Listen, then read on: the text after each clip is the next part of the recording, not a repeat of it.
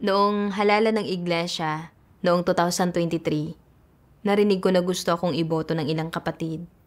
Pero sa puso ko, ayaw kong maging isang leader. Naalala ko na may ilang panahon na ang nakalilipas. Isinaayos ng isang leader na ilipat ng ilang kapatid ang mga handog. Pero dahil sa pagpili sa mga maling tao, nasamsam ng malaking pulang dragon ang mga handog at naaresto ang ilang kapatid. Iniimbestigahan ng iglesia ang mga partikular na kadahilanan. Bagaman hindi tinanggal ang leader na ito, isa pa rin itong malaking pagsalangsang. Naisip ko rin ang isang sister na nakilala ko dati na habang bilang isang leader ay kumilos ayon sa kanyang sariling kalooban at inantala ang gawain. Nakalaunan ay naging isang huwad na leader at tinanggal. Nang naisip ko ang mga bagay na ito, nangamba ako. Naniniwala na ang responsibilidad ng pagiging isang leader ay mahalaga at maaari siyang matanggal anumang oras kung nilabag niya ang mga prinsipyo sa kanyang mga kilos. Naisip ko, ngayon ay naabot na ng gawain ng Diyos ang huli nitong yugto at ito rin ang panahon kung kailan tinutukoy ng Diyos ang kalalabasan ng bawat tao. Kung sa kritikal na panahong ito ay hindi lamang ako nabigong maghanda ng mabubuting gawa, kundi gumawa rin ng kasamaan at nakondina, paano ako posibleng magkakaroon ng magandang kalalabasan? Mas mabuting kumuha ng isang trabahong may isang gampani na walang dalang panganib. Taglay ang ganitong kaisipan, ayaw kong akuin ang papel ng isang leader. Makalipas ang ilang araw, sa panahon ng halala ng iglesia, nahalal ako bilang isang leader. Nang makita ko ang resultang ito, hindi ako naging masaya. Sa halip, napigilan ako at nasaktan. Iniisip na, ang hindi pagtanggap nito ay magpapakita ng kawalan ng pagpapasakop. Kung tatanggapin ko ito, hindi ko lamang kakailanganing higit na magsikap at higit na magtiis kaysa sa iba. Kundi gayon din, kapag nagulo ko ang gawain, hindi ito magiging isang maliit na problema. Kung nasalungat ko ang disposisyon ng Diyos, ang paglalakbay ko sa pananampalataya sa Diyos ay matatapos. At hindi ba't ang lahat ng taon na nanampalataya ako sa Diyos ay mawawala ng saysay? Mas mabuting gawin ko ng maayos ang kasalukuyang tungkulin ko sa isang praktikal na paraan. Nang nag-isip ako sa ganitong paraan, sa puso ko ay nakadama ako ng pagsisisi. Pero nang isaalang-alang ko ang malaking responsibilidad ng pagiging leader at kung gaano siya kabilis mabubunyag at matitiwalag kapag nakagawa siya ng isang pagkakamali, ayaw ko pa ring akuin ang papel ng isang leader. Nakadama ako ng palagi ang panloob na paghihirap, gaya ng isang hilahan ng lubid. Kaya nanalangin ako sa Diyos. Hinihingi sa Kanya na patnubayan at gabayan ako. Isang araw, nabasa ko ang isang sipi ng mga salita ng Diyos at labis akong naantig. Sabi ng makapangyarihang Diyos, kung pakiramdam mo ay kaya mong gampanan ang isang partikular na tungkulin, ngunit takot ka ring magkamali at matiwalag, kaya naman ikaw ay kimi, hindi umuusad, at hindi umuunlad, isa ba iyang mapagpasakop na saloobin? Halimbawa, kung hinirang ka ng iyong mga kapatid na maging leader nila, maaari mong madama na obligado kang gampanan ang tungkuling ito dahil ikaw ang hinirang, ngunit hindi mo tinitingnan ang tungkuling ito ng may maagap na saloobin. Bakit hindi ka maagap? Dahil may mga iniisip ka tungkol dito at pakiramdam mo ay ni hindi man lang magandang bagay ang maging isang leader. Para bang kaunting galaw mo lang ay maaari kang malagay sa alanganin. Kung magiging mahusay ang paggawa ko, wala namang gantimpala. Ngunit kung hindi maganda ang trabaho ko, pupungusan ako. At ang mapungusan ay hindi pa ang pinakamalala. Paano kung palitan ako o itiwalag? Kung mangyayari iyon, hindi ba't katapusan na ng lahat para sa akin? Sa puntong iyon, nagsisimula kang malito.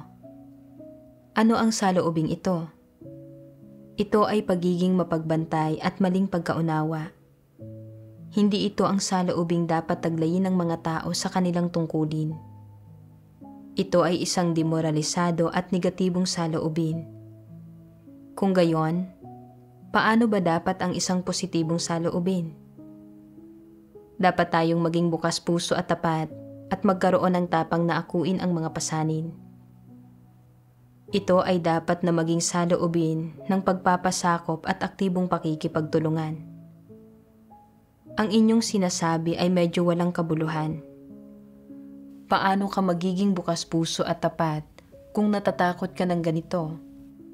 At ano ang ibig sabihin ng pagkakaroon ng tapang na akuin ang mga pasanin? Anong mentalidad ang magbibigay sa iyo ng tapang na akuin ang mga pasanin? Kung palagi kang natatakot na may mangyayaring hindi maganda at hindi mo ito mapapangasiwaan at marami kang pag-aatubili sa iyong kalooban, kung gayon ay fundamental kang mawawala ng tapang na tanggapin ang mga pasanin. Ang pagiging bukas puso at tapat, pagkakaroon ng tapang na akuin ang mga pasanin, o hindi pag-atras kailanman kahit pa sa harap ng kamatayan na sinasabi ninyo ay tila katulad ng mga slogang isinisigaw ng galit ng mga kabataan. Malulutas ba ng mga slogang ito ang mga praktikal na problema? Ang kinakailangan ngayon ay ang tamang saloobin. Para magkaroon ng tamang saloobin, dapat mong maunawaan ang aspektong ito ng katotohanan. Ito ang tanging paraan para malutas ang iyong mga suliranin sa iyong kalooban at para matulutan kang maluwag na tanggapin ang atas na ito. Ang tungkuling ito. Ito ang landas ng pagsasagawa at ito lamang ang katotohanan. Kung gumagamit ka ng mga salitang tulad ng pagiging bukas puso at tapat at pagkakaroon ng tapang na akuin ang mga pasanin, para tugunan ang takot na iyong nararamdaman, magiging epektibo ba ito? Hindi. Ipinahihiwatig nito na ang mga bagay na ito ay hindi ang katotohanan o ang landas ng pagsasagawa. Maaari mong sabihin, ako ay bukas puso at tapat. Ako ay may tayog na hindi matitinag. Walang ibang kaisipan o karumihan ang aking puso at mayroon akong tapang na akuin ang mga pasanin. Sa panlabas ay inaako mo ang iyong tungkulin. Ngunit kalaunan, pagkatapos pag-isipan ito ng ilang sandali, nararamdaman mo pa rin hindi mo ito kayang akuin. Maaaring natatakot ka pa rin. Dagdag pa rito, maaari mong makita ang iba na pinupungos at lalo kang matatakot tulad ng isang nilatigong aso na takot sa sinturon.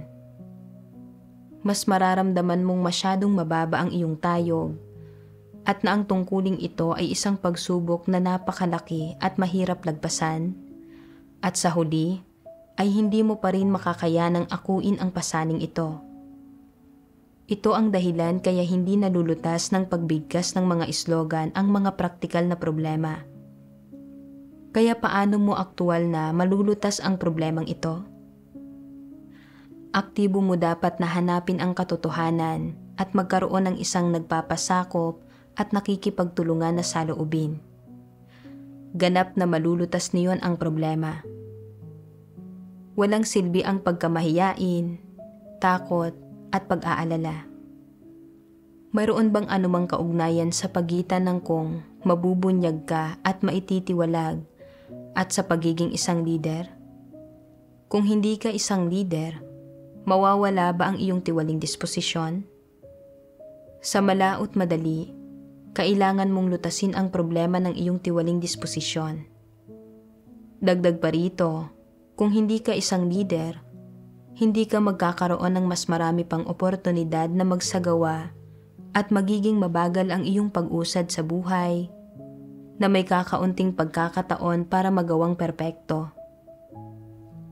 Bagaman medyo mas marami ang pagdurusa sa pagiging isang leader o manggagawa, nagdudulot din ito ng maraming pakinabang At kung kaya mong tahakin ang landas ng paghahangad sa katotohanan, maaari kang magawang perpekto. Napakalaking pagpapala niyon. Kaya dapat kang magpasakop at aktibong makipagtulungan. Ito ang iyong tungkulin at ang iyong responsibilidad. Ano man ang daan sa hinaharap, dapat kang magkaroon ng puso ng pagpapasakop. Ito dapat ang iyong saloobin sa pagtupad mo ng iyong tungkulin. Lubusang inilantad ng mga salita ng Diyos ang mga kaisipan sa puso ko, kaya nahiya at napahiya ako.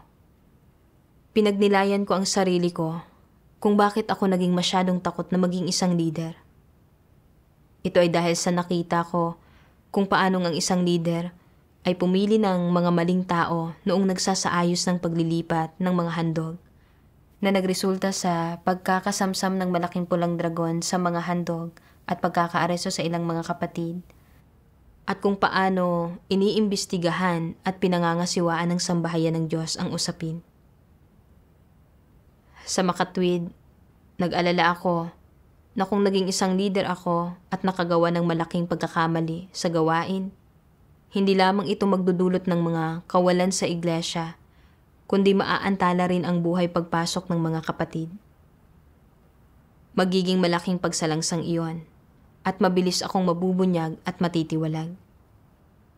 Kaya, mas ligtas na umako lang ng isang trabahong may isang gampanin. Palagi kong isinaalang-alang ang sarili kong mga interes. Hindi nangangahas na tanggapin ang tungkulin ng pagiging isang leader. Nakita ko na naging napakamakasarili ko na walang bakas ng pagpapasakop. Bagaman ang pagiging isang leader ay kinapapalooban ng mas maraming gawain, nagbibigay ito ng mas maraming oportunidad para sa pagsasanay. Mas maraming pagkakataon na makamit ang katotohanan at mas mabilis na buhay paglago. Nasa likod nito ang masisidhing layunin ng Diyos. Pero hindi ko naunawaan ang mga layunin ng Diyos. Sa halip, sa puso ko ay nagkimkim ako ng pagiging mapagbantay at ng mga maling pagkaunawa sa Diyos. Hindi ba't napakasakit niyon sa Diyos? Dapat akong magpasakop at aktibong makipagtulungan na hinahanap ang katotohanan para lutasin ang aking pagiging mapagbantay at mga maling pagkaunawa sa Diyos. Kalaunan, nabasa ko ang isa pang sipi ng mga salita ng Diyos. Kahit na isubsob niya ang sarili sa kanyang tungkulin, magbitiw siya sa kanyang trabaho at talikuran niya ang kanyang pamilya, kung hindi niya ibinibigay sa Diyos ang kanyang puso at nagiging mapagbantay siya laban sa Diyos, iyon ba ay isang mabuting kalagayan? Iyon ba ang normal na kalagayan ng pagpasok sa katotohanang realidad? Hindi ba't nakakatakot ang pag-usbong ng kalagayang ito sa hinaharap? Kung magpapatuloy ang isang tao sa ganitong kalagayan, makakamit ba niya ang katotohanan? Makakamit kaya nila ang buhay? Makapapasok ba sila sa katotohanang realidad? Alam ba ninyo na kayo mismo ay nagtataglay ng mismong kalagayang ito? Kapag namalayan na ninyo ito, iniisip ba ninyo na, bakit ba palagi akong mapagbantay laban sa Diyos? Bakit ba palaging ganito ako mag-isip? Masyadong nakakatakot ang mag-isip ng ganito. Ito ay pagsalungat sa Diyos at pagtanggi sa katotohanan. Ang pagiging mapagbantay ba laban sa Diyos ay kapareho ng paglaban sa Kanya? Ang kalagayan ng pagiging mapagbantay laban sa Diyos ay kagaya lamang ng pagiging isang magnanakaw. Hindi ka nangangahas mamuhay sa liwanag, natatakot kang ilantad ang iyong malademonyong mukha at kasabay nito, nangangamba ka. Hindi pinaglalaroan ang Diyos. Kaya niyang hatulan at kastiguhin ang mga tao sa lahat ng oras at lugar. Kung gagalitin mo ang Diyos, sa mga hindi malalang kaso, pupungusan ka niya, at sa mga malalang kaso, parurusahan ka niya, bibigyan ng sakit o pahihirapan ka. Hindi kakayanin ng mga tao ang mga bagay na iyon. Hindi ba't mayroong ganitong mga maling pagkaunawa ang mga tao? Ito ba ay may takot sa Diyos na puso? Hindi ba't nakakatakot ang ganitong kalagayan? Kapag ang isang tao ay nasa ganitong kalagayan, kapag mapagbantay siya laban sa Diyos at palaging may ganitong mga kaisipan, kapag palagi siyang mayroong ganitong saloobin sa Diyos, tinatrato ba niya ang Diyos bilang Diyos?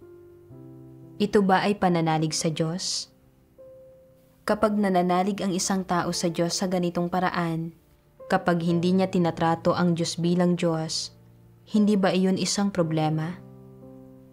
Ang pinakamalala, hindi tinatanggap ng mga tao ang matuwid na disposisyon ng Diyos, ni hindi nila tinatanggap ang katunayan ng kanyang gawain. Iniisip nila, totoong maawain at mapagmahal ang Diyos, pero mapagpuot din siya. Kapag sumapit ang puot ng Diyos sa isang tao, nakapipinsala ito. Kaya niyang patayin ang mga tao anumang oras, sirain ang sinumang naisin niya. Huwag gisingin ang galit ng Diyos. Totoong hindi pinahihintulutan ng kanyang pagiging maharlika at pagkapuot ang anumang pagkakasala. Dumistansya ka sa kanya. Kung ang isang tao ay may ganitong uri ng saloobin at mga ideyang ito, magagawa ba nilang lubos at taos-pusong humarap sa Diyos? Hindi nila magagawa. Habang pinagbubulayan ko ang mga salita ng Diyos at pinagninilayan ang sarili ko, napagtanto ko na bagaman nanampalataya na ako sa Diyos sa loob ng maraming taon, sa panlabas ay tinalikuran ang pamilya at propesyon ko para gawin ang tungkulin ko. Sa katunayan ay hindi ko kailanman ibinigay sa Diyos ang puso ko. Palagi akong kumakapit sa mga panuntunan ni Satanas para manatiling buhay. Gaya ng, kapag mas malaki sila, mas mahirap kapag sila'y nahulog. At malungkot sa itaas. Tinatrato ang mga ito bilang mga kasabihan at matatalinong salita. Namumuhay ako ayon sa mga panuntunan ni Satanas para manatiling buhay, na hindi nananampalataya sa matuwid na disposisyon ng Diyos. Tiningnan ko na gaya lang ng mundo ang sambahayan ng Diyos, hindi patas at walang katuwiran. At inisip ko na ang Diyos ay gaya ng mga tiwaling tao. Naniniwalang kahit ang isang maliit na hindi sinasadyang pagkakamali ay hahantong sa pagkundina at pagtitiwalag. Kaya nang makita ko ang iba na pinupungusan o tinatanggal, sa puso ko ay lalo akong naging mas mapagbantay laban sa Diyos. Nag-alala ako na kung naging isang leader ako at hindi ko nagawa ng maayos ang gawain, tatanggalin at ititiwalag ako, at na magiging mas ligtas na gawin lamang ang isang trabahong may isang gampanin. Dahil sa mga walang katotohanan na pananaw na ito, hindi ako makapagpasakop sa pamamatnugot at mga pagsasaayos ng Diyos. Sa realidad, kung mabubunyag at matitiwalag ba ang isang tao, ay walang kinalaman sa kanyang katayuan. Natutukoy ito sa pamamagitan ng landas na tinatahak niya. Kung hindi hinahangad ng isang tao ang katotohanan, kahit na wala siyang katayuan, mabubunyag at matitiwalag pa rin siya. Maaaring may mga paglihis o kabiguan ng ilang lider at manggagawa sa kanilang gawain, pero kalaunan ay kaya nilang hanapin ang katotohanan at pagnilayan ang kanilang sarili. Ginagawa ang lahat ng pagsisikap para kumilos ayon sa mga prinsipyo, at habang lalo nilang ginagawa ang kanilang mga tungkulin, lalo silang nagkakamit ng malalim na pagkaunawa sa katotohanan. Para sa gayong mga tao, ang pag-ako sa papel ng isang leader ay isang paraan para maperpekto sila. Ang leader na nakilala ko dati ay tinanggal dahil hindi siya nagbigay ng oras at lakas sa mga katotohanang prinsipyo. Ginambala at ginulo ang gawain at nagmatigas sa pagtangging kilalanin ang kanyang sarili. Kahit nalantad at napagbahagi na ang mga isyu niya, nakipagtalo siya at ipinagtanggol niya ang kanyang sarili sa halip na magsisi. Humantong ito sa pagtatanggal sa kanya. Gayon din, ang mga antikristong iyon na pinatalsik ng sambahayan ng Diyos ay hindi nawasak ng katayuan o itiniwalag dahil sa isang pagsalangsang. Ito ay dahil sa noong panahon nila bilang mga lider, kumilos sila ng walang pakundangan at may pagkadiktador at bumuo ng mga paksyon para magtatag ng mga nagsasariling kaharian na labis na gumambala sa gawain ng iglesia. Kahit na matapos pungusan at bigyang babala, nagmatigas silang tumangging magsisi. Pinatalsik at itiniwalag sila dahil kabilang sila sa kategorya ng mga tao na tutol sa katotohanan at namumuhi rito. Ang kanilang kabiguan ay itinakda ng kanilang kalikasang diwa at ng landas na kanilang tinahak. Sa sambahayan ng Diyos, ang desisyon na tanggalin o itiwalag ang isang tao ay hindi batay sa panandaliang pag-uugali ng isang tao o sa isang pagkakamaling nagawa niya, kundi sa halip ay sa kanyang kalikasang diwa at palagiang pag-uugali. Bukod doon, binibigyan ng Diyos ang bawat tao ng maraming pagkakataon para magsisi. Hindi totoo na patatalsikin o ititiwalag ang sinumang matuklasang nakagawa ng isang pagkakamali. Gaya ng lider na ang aming iglesia, bagaman may malaking isyo sa mga pagsasaayos para sa paglilipat ng mga handog, hinanap niya ang katotohanan pagkatapos, pinagnilayan ang kanyang sarili at nagpakita ng kagustuhang magsisi. Bilang resulta, hanggang ngayon ay hindi pa siya tinatanggal. Nakita ko na ang paniniwala ko sa kapag mas malaki sila, mas mahirap kapag sila'y nahulog, ay fundamental na hindi naaayon sa katotohanan at napagtanto ko kung gaano kabaluktot ang pananaw ko. Palagi akong nababahala sa sarili kong hinaharap at kapalaran. Natatakot na kung naging isang leader ako at nagulo ang gawain, hindi ako magkakaroon ng magandang kalalabasan at destinasyon. Kung ang mga maling paghahangad at pananaw na ito ay hindi malutas sa pamamagitan ng paghahanap sa katotohanan. Kung gayon, kahit na hindi ako naging isang leader, dahil sa kalikasan ko ng paglaban sa Diyos na malalim na nakaugat sa akin, kalaunan ay matitiwalag ako. Noong sandaling iyon, nadama ko na ang pamumuhay ayon sa pilosopiya ni Satanas ay talagang mapanganib. Dahil maaari nitong itulak ako na maging magsiklaban sa Diyos at lumayo sa Kanya sa anumang oras o lugar. Pagkatapos noon, binasa ko ang mga salitang ito ng Diyos. Hindi kailanman sinusunod ng mga antikristo ang mga pagsasaayos ng sambahayan ng Diyos, at palagi nilang mahigpit na iniuugnay ang kanilang tungkulin, kasikatan, pakinabang, at katayuan sa inaasam nilang pagkamit ng mga pagpapala at sa kanilang hantungan sa hinaharap, na para bang sa sandaling mawala ang kanilang reputasyon at katayuan, wala na silang pag-asang magkamit ng mga pagpapala at gantimpala, at pakiramdam nila ay katulad ito ng mawalan ng buhay. Iniisip nila, kailangan kong mag-ingat, hindi ako dapat maging pabaya. Ang sambahayan ng Diyos, ang mga kapatid, ang mga lider at manggagawa, at maging ang Diyos ay hindi maaasahan. Hindi ko mapagkakatiwalaan ang sinuman sa kanila. Ang taong pinakamaaasahan mo at ang pinakakarapat-dapat mong pagkatiwalaan ay ang iyong sarili. Kung hindi ka nagpaplano para sa iyong sarili, sino ang magmamalasakit sa iyo? Sino ang mag-iisip sa kinabukasan mo?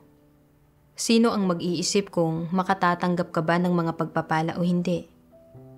Kaya, kailangan kong magplano at magkalkula ng maingat para sa sarili kong kapakanan. Hindi ako pwedeng magkamali o maging pabaya kahit kaunti. Kung hindi, ano ang gagawin ko kung may sumubok na manamantala sa akin? Kaya, nagiging mapagbantay sila laban sa mga lider at manggagawa ng sambahayan ng Diyos. Natatakot na may makakilatis o makahalata sa kanila at na pagkatapos ay matatanggal sila at masisira ang mga pinapangarap nilang pagpapala. Iniisip nila na dapat nilang panatilihin ang kanilang reputasyon at katayuan para magkaroon sila ng pag-asang magkamit ng mga pagpapala.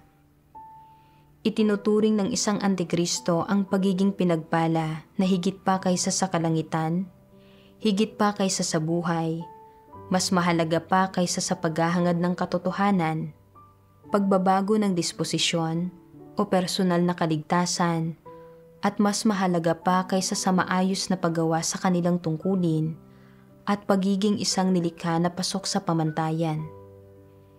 Iniisip niya na ang pagiging isang nilikha na pasok sa pamantayan, ang paggawa ng mabuti sa kanyang tungkulin at pagkaligtas ay pawang mumunting mga bagay na hindi na kailangang banggitin o pagkomentohan pa.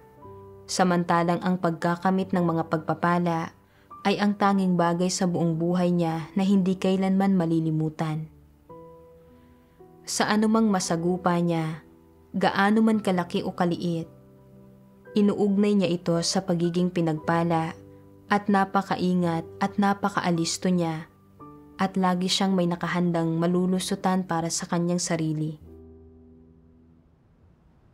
Mula sa mga salita ng Diyos, nakita ko na anumang sitwasyon ang harapin ng mga antikristo, isinasaalang-alang muna nila kung magkakamit ba sila ng mga pagpapala o hindi. Hanggat ang isang bagay ay kapaki-pakinabang para sa pagkakamit ng mga pagpapala, gagawin nila ito. Samantalang kung hindi nila ito gagawin. Hindi nila kailanman isinasaalang-alang ang kanilang mga responsibilidad o tungkulin, ni ang mga interes ng sambahayan ng Diyos. Sa pagninilay ko sa aking sariling pag-uugali, napagtanto ko na kumilos ako sa parehong paraan. Inihalal ako ng mga kapatid bilang leader. Pagtataas ito ng Diyos at isang oportunidad para sa akin na magsanay. Dapat ay aktibo akong nakipagtulungan. Pero masyado kong pinahalagahan ang pagkakamit ng mga pagpapala. Isinasaalang-alang muna ang sarili kong kinabukasan at kapalaran. Nang isipin ko ang malalaking responsibilidad ng pagiging isang leader, at ang potensyal na negatibong epekto sa kinabukasan at kapalaran ko kung makagawa ako ng anumang pagsalangsang, naging atubili akong akuin ang tungkulin. Itinuring ko ang pagkakamit ng mga pagpapala na mas mahalaga kaysa sa sarili kong mga tungkulin at responsibilidad. Naging tunay na makasarili ako at walang pagkatao. Sa pagkatanto nito, nanalangin ako ng pagsisisi sa Diyos at aktibong inako ang tungkulin ng pagiging isang leader. Hindi nagtagal, ako ang pinamahala sa paglilipat ng mga handog. Sa puso ko ay nakadama pa rin ako ng kaunting takot. Nag-aalala na isang pagkakamali ang maaaring mangyari dahil sa aking mga hindi wastong pagsasaayos. Kaya gusto kong umurong. Noong sandaling iyon, napagtanto kong hindi tama ang kalagayang ito, kaya lumapit ako sa Diyos upang manalangin. O Diyos, nakikita ko na napakamakasarili ko at nakatuon na naman sa sarili kong kinabukasan at kapalaran. Ang tungkuling ito na dumating sa akin ngayon ay pagsubok mo sa akin. Hindi ako dapat mamuhay sa takot. Isinasaalang-alang ang sarili kong mga interes. Dapat akong umasa sa iyo at makipagtulungan ayon sa mga prinsipyo. Aktibong inaako ang pasaning ito nang hindi na isinasaalang-alang ang mga personal na pakinabang o kawalan. Pagkatapos manalangin, naisip ko ang isang sipi ng mga salita ng Diyos. Anong uri ng tao ang nangangahas na umako ng responsibilidad? Anong uri ng tao ang may tapang na magbuhat ng mabigat na pasanin? Ang sinumang nangunguna at buong tapang na humaharap sa pinakamahalagang sandali sa gawain ng sambahayan ng Diyos, na hindi natatakot na magpasa ng isang mabigat na responsibilidad at magtiis ng matinding paghihirap kapag nakita niya ang gawain na pinakaimportante at pinakamahalaga. Iyon ay isang taong tapat sa Diyos, isang mabuting sundalo ni Kristo. Ito ba ay ang kaso kung saan ang lahat ng natatakot na umako ng responsibilidad sa kanilang tungkulin ay ginagawa iyon dahil hindi sila nakakaunawa sa katotohanan? Hindi. Isa itong problema sa kanilang pagkatao. Wala silang pagpapahalaga sa katarungan o responsibilidad. Sila ay mga taong makasarili at ubod ng sama, hindi tunay na mananampalataya ng Diyos at hindi nila tinatanggap ang katotohanan kahit kaunti. Dahil dito, hindi sila maliligtas. Habang pinagninilayan ko ang mga salita ng Diyos, naunawaan ko na ang mga sinserong nananampalataya sa Diyos at may mabuting pagkatao ay ginagawa ang kanilang tungkulin ng may pagpapahalaga sa responsibilidad. Pinoprotektahan nila ang mga interes ng sambahayan ng Diyos nang walang pagsasaalang-alang sa personal na mga pakinabang o kawalan.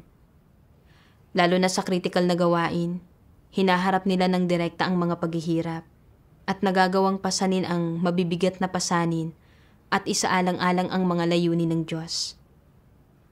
Gaano man kalalaki ang panganib, hindi sila umaatras, kundi nagagawang sumandig sa Diyos para maranasan ang mga bagay. Tunay na may konsensya at katwiran ang gayong mga tao. Sila ang mga haligi ng iglesia at sila yung mga kinalulugdan ng Diyos. Pero sa mga palaging isinasaalang-alang ang kanilang sariling mga pakinabang at kawalan habang ginagawa ang kanilang mga tungkulin, at hindi man lang pinoprotektahan ang mga interes ng sambahayan ng Diyos, wala silang pagkatao at makasarili at kasuklam-suklam. Sa mga mata ng Diyos, sila ay mga hindi mananampalataya at walang pananampalataya. Sa pagninilay ng lahat ng ito, nabagabag ako at labis na nagsisisi. At naging handa akong akuin ang responsibilidad na ito at aktibong makipagtulungan upang ilipat sa lalong madaling panahon ang mga handog sa isang ligtas na lugar. Pagkatapos magsagawa sa ganitong paraan, nakadama ako ng kapayapaan at muling katiyakan sa puso ko. Kung hindi dahil sa pagsasaayos ng Diyos sa mga kapaligiran upang ibunyag ako, hindi ko malalaman ang aking makasarili at kasuklam-suklam na tiwaling disposisyon at mga maling perspektiba kung ano ang hahangarin. Ni mauunawaan ang masisidhing pagsisikap ng Diyos sa pagliligtas sa mga tao.